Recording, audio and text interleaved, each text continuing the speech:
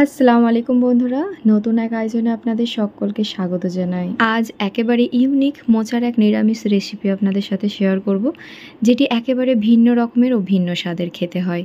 আশা করছি পুরো রেসিপি খুব ভালো লাগবে। তাহলে চলুন দেখে নিই মোচার এই নিরামিষ রেসিপিটি আমি কিভাবে বানাবো। তার জন্য প্রথমেই লাগবে আমাদের একটা ফ্রেশ মোচা। মোচাটাকে ভালো করে ছাড়িয়ে নেব। তার জন্য দেখুন ওপরে যে এই অংশগুলো আছে এগুলোকে বাদ দিয়ে নেব। মোচার ভেতরের এই ফুলের অংশগুলোকে ছাড়িয়ে আপনারা বড়া অথবা যে কোনো রকম রান্না খুব সহজেই বানিয়ে নিতে পারবেন। এখানে আমি এই ফুলগুলোকে একটা সাইড করে নিচ্ছি। তো আমি এগুলো দিয়ে রান্না করব না, আমি যেটা দিয়ে রান্না করব এই একদম ভেতরের মোচার যে অংশটা আছে এটা দিয়ে। আমরা সাধারণত মোচার এই ফুলগুলোকে নিয়ে একদম ভেতরের অংশটা অনেক সময় বাদ দিয়ে ফেলে দিই। আবার অনেকে অনেক সময় এগুলো দিয়ে বড়াও করে নেয়। তবে আজ আমি মোচার এই ভেতরের যে অংশটা আছে শুধু এটা দিয়েই আজ মোচার এই নিরামিষ রান্নাটা করে দেখাবো। খেতে এতটা অসম্ভব মজার হয়, একবার বানিয়ে না খেলে বিশ্বাস করতে পারবেন না। বানানোর পর একটাই কথা মনে হবে, আগে কেন মোচার এই রেসিপিটা ট্রাই করিনি। তো এখান থেকে আমি এই নিচের অংশটা কেটে বাদ দিয়ে নিচ্ছি। আর মোচাটাকে খুব ভালো করে পরিষ্কার করে ধুয়ে নিয়েছি। আর এই মাছ বরাবর ছুরির সাহায্যে এটা কেটে নিচ্ছি। নিচের দিকের অংশটা পুরোটা কেটে ফেলা যাবে না, একটু রেখে দিতে হবে, কেননা এটা আমি সিদ্ধ করে নেব। সিদ্ধ করার সময় তা না হলে খুলে যেতে পারে। তো এইভাবে এটা কেটে নেওয়ার পর এদিকে একটা কড়ার মধ্যে আমি পানি গরম করতে বসিয়ে নিয়েছি। আর এর মধ্যে একটু লবণ ও হলুদ দিয়ে দিচ্ছি। তো এটাকে একটু মিশিয়ে দিচ্ছি। এর মধ্যে মোচাটাকে অ্যাড করে নিচ্ছি। এটাকে খুব ভালো করে সিদ্ধ করে নেব। এটাকে একটু উল্টে পাল্টে দিচ্ছি। এবারে ঢাকনা চাপা দিয়ে এটা সিদ্ধ হয়ে আসা পর্যন্ত ভালো করে কুক করে নেব। কিছু মিনিট পর ফিরে এলাম। তো এখানে দেখুন এটা যখন সিদ্ধ হয়ে গেছে মোচাটা, কেমন এর রঙটা চেঞ্জ হয়ে গেছে আর মাঝখানটাও বেশ একটু খুলে মতে গেছে। তো এই পর্যায়ে এটাকে পানি থেকে আমি তুলে নিচ্ছি। আর এখানে মোচাটা একটু ভালো মতোই সিদ্ধ করে নিতে হবে। তো এটাকে একটা ছাঁকনির মধ্যে আমি ছেঁকে নিচ্ছি, এতে করে এক্সট্রা যে পানিটা আছে এটা যাতে পুরোপুরি বেরিয়ে যায়। অপরদিকে এখানে একটা ব্যাটার রেডি করব। তার জন্য একটা বাউলের মধ্যে আমি হাফ কাপ পরিমাণে নিয়ে নিচ্ছি বেসন। তারই সাথে এর মধ্যে সামান্য একটু হলুদ গুঁড়ো, একটু লাল লঙ্কার গুঁড়ো, তারই সাথে এখানে সামান্য একটু ভাজা জিরের গুঁড়ো আর এখানে স্বাদ মতো লবণ দিয়ে খুব ভালো মতো একটু মিশিয়ে নিচ্ছি। এবারে এখানে অল্প অল্প পানি দিয়ে একটা ব্যাটার রেডি করে নেব। এখানে খুব একটা বেশি ঘন ব্যাটার করার দরকার নেই। তো ব্যাটারটা একটু থিক কনসিস্টেন্সিতে রাখবো। আমি দেখিয়ে দিচ্ছি কেমন ব্যাটারটা তৈরি করতে হবে।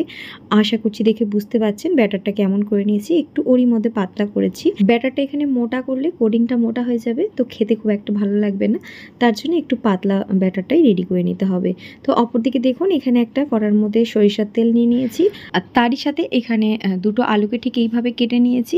ঠিক যেমন মাছের আলু কেটে থাকি ঠিক সেরকম কেটে নিয়েছি। এবার এই আলুগুলোকে তেলের মধ্যে অ্যাড করে নিচ্ছি। তারই সাথে এখানে দিয়ে দিচ্ছি সামান্য একটু লবণ ও সামান্য একটু হলুদ গুঁড়ো। এবারে আলুটাকে সব কিছুর সাথে খুব ভালোভাবে মিশিয়ে একটা সুন্দর কালার করে ভেজে নেব। আলুটাকে এখানে যত ভালো করে ভেজে নেওয়া হবে রান্নার স্বাদটা ততটাই ভালো আসবে। এখানে আলুগুলো খুব ভালো মতো ভাজা হয়ে গেছে আর কালারটা দেখুন একেবারে চেঞ্জ হয়ে গেছে। বেশ লাল লাল করে আলুগুলোকে ভেজে নিয়েছি।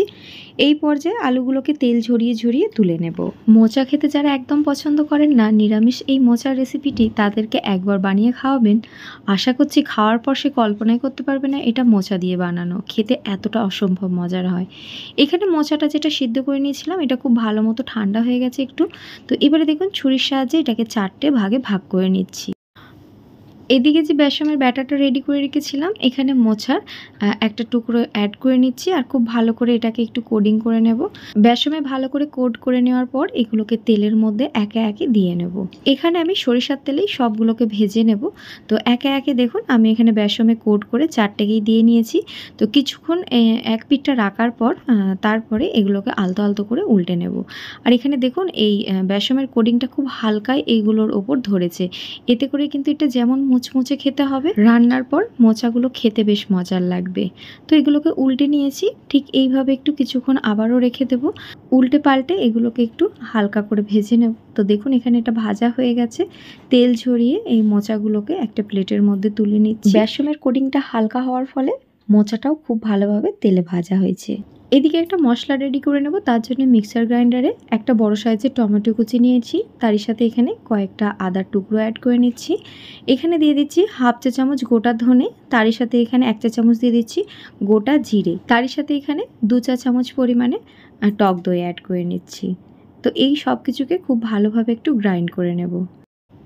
এখানে মোচাটা যে তেলে ভেজে নিয়েছিলাম সেই তেলের মধ্যে এখানে 1 চা চামচ দিয়ে দিচ্ছি কালো জিরে। তার সাথে এখানে ফোড়ন হিসাবে দিয়ে দিচ্ছি 2টো শুকনো মরিচ। খুব ভালো করে একটু ফোড়নটাকে নাড়াচাড়া করে নিচ্ছি। তেলের মধ্যে এখানে 1 চা চামচ দিয়ে দিচ্ছি হলুদ গুঁড়ো, তারই সাথে এখানে 1 চা চামচ দিয়ে দিচ্ছি কাশ্মীরি রেড চিলি পাউডার। এবারে তেলের মধ্যে এটাকে খুব ভালো মতো একটুখানি ভুনে নেব, আর এতে করে দেখবেন রান্নার রঙটা অসম্ভব সুন্দর আসবে। তো খুব ভালোভাবে একটুখানি এটাকে নাড়াচাড়া করে নিয়েছি। এবারে যে মশলাটা আমি রেডি করে রাখলাম এটা আমি এই তেলের মধ্যে এবারে দিয়ে দিচ্ছি।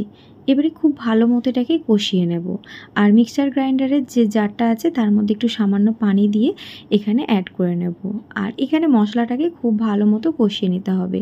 মশলা যত ভালোভাবে কষিয়ে নেবেন রান্নার স্বাদটা ততটাই ভালো আসবে। তো এখানে আমি স্বাদ মতো লবণ অ্যাড করে নিচ্ছি। লবণটাকে দিয়ে আবারও এটাকে খুব ভালো মতো কষিয়ে নেব। এখানে মশলাটা কষাতে কষাতে দেখবেন একদম শুকনো শুকনো হয়ে যাবে, আর ঠিক এরকম মশলাটার টেক্সচারটা চলে আসবে। আর চারিদিক দিয়ে দেখুন বেশ ভালো রকম একটু তেল ছেড়ে দিয়েছে।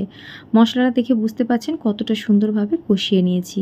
এবারে ঠিক এই পর্যায়ে ভেজে নেওয়া আলুটাকে অ্যাড করে নিয়েছি। আলুটাকে দিয়ে মশলার সাথে খুব ভালো মতো একটু কষিয়ে নেব। আলুটা এখানে প্রায় একেবারে সিদ্ধই হয়ে আছে, যেহেতু এটাকে খুব ভালো করে ভেজে নিয়েছিলাম রান্নাটা হতেও খুব একটা বেশি সময় লাগবে না।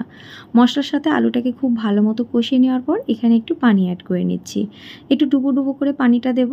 তো এবারে এই পানিটাকে দিয়ে আমি ওপর থেকে একটু হাফ চা চামচ পরিমাণে গরম মশলা অ্যাড করে নিচ্ছি। আপনারা এটা রান্নার শেষেও অ্যাড করতে পারেন, তবে আমি এই পর্যায়ে এখানে গরম মশলাটা অ্যাড করে নিয়ে এবারে এটাকে ঢাকনা চাপা দিয়ে ভালো মতো কুক করে নেব। এখানে প্রায় 5 থেকে 6 মিনিট পর ফিরে এলাম। এখানে দেখুন ঝোলের পরিমাণটাও বেশ একটু কমে এসেছে। এখানে আলুগুলো খুব ভালো মতো সিদ্ধ হয়ে গেছে। এবারে একে একে ভেজে নেওয়া মোচাগুলো এর মধ্যে অ্যাড করে নিচ্ছি। তারই সাথে এখানে 1 চা চামচ পরিমাণে একটু চিনি অ্যাড করে নিচ্ছি। নিরামিষ রান্নায় চিনিটা দিলে সব কিছুর ব্যালেন্সটা খুব ভালো মতো বজায় থাকে। তারই সাথে এখানে 2টো কাঁচামরিচ অ্যাড করে নিয়েছি। এবারে এটাকে ঢাকনা চাপা দিয়ে একেবারে ঝোলটা মাখা মাখা হয়ে যাওয়া পর্যন্ত ভালো করে ফুটিয়ে নিয়েছি। আর দেখুন এখানে ঝোলটা অনেকটাই কমে এসেছে এবং মাখা মাখা হয়ে গেছে। ঠিক শেষ পর্যায়ে উপর থেকে একটুখানি ধনেপাতা কুচি অ্যাড করে নিচ্ছি, আর একবার সব কিছুকে একটু আলতো আলতো করে এইভাবে নাড়াচাড়া করে দিচ্ছি। এখানে কিন্তু রান্নাটা একেবারে আমার কমপ্লিট হয়ে গেছে। একদম শেষে ওপর থেকে 1 চা চামচ ঘি অ্যাড করে নিচ্ছি। নিরামিষ রান্নায় একটু ঘি দিলে এর ফ্লেভারটা ও স্বাদটা খুব ভালো আসে। তো এখানে এটাকে আমি ঢাকনা চাপা দিয়ে কভার করে রাখছি কিছুক্ষণের জন্য, আর গ্যাসের ফ্লেমটা এখানে অফ করে দিয়েছি। একটু সেট হয়ে যাওয়ার পর এটা পরিবেশন করে দেখাচ্ছি। দেখুন মাশাআল্লাহ কতটা সুন্দর রংটা এসেছে এবং কতটা লোভনীয় দেখতে হয়েছে এই মোচার রান্নাটি। আশা করছি দেখে বুঝতেই পারছেন। আর মোচাগুলোকে দেখে মনে হচ্ছে যেন ঠিক চারা মাছ। মোচার এই রেসিপিটি খেতে এতটা অসম্ভব মজার হয়েছে যে আপনাদের বলে বোঝাতে পারবো না। এর লুকটা যেমন মজার এসেছে, খেতেও অসম্ভব মজার। এখানে দেখুন মোচাটা কতটা সুন্দরভাবে সিদ্ধ হয়ে গেছে।